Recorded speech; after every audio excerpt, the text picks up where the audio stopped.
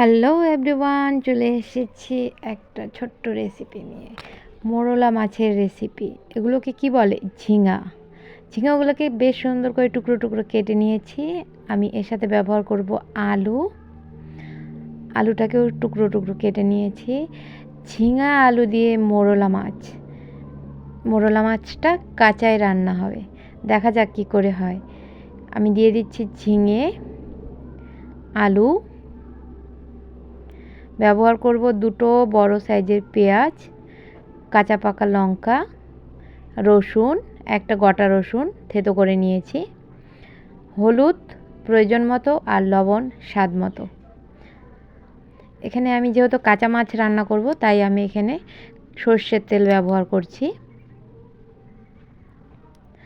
আমি বেশ খানিকটা ধরে খুব ভালো করে এটাকে মেখে নেব। যেহেতু ঝিঙে দিয়ে আমি রান্না করছি তাই এখানে আমি জলটা ব্যবহার করব না, আমি আরেকটু তেল ব্যবহার করছি।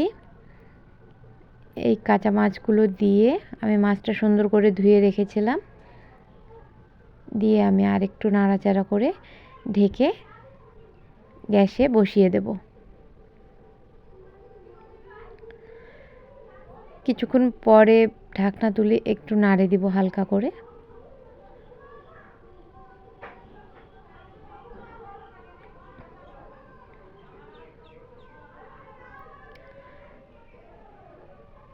দেখতেই পাচ্ছেন আমি জল ব্যবহার করিনি, তারপরে জল বের হয়েছে। যেহেতু এটা ঝিঙা ছিল, ঝিঙা থেকে এমনিই জল বের হয়।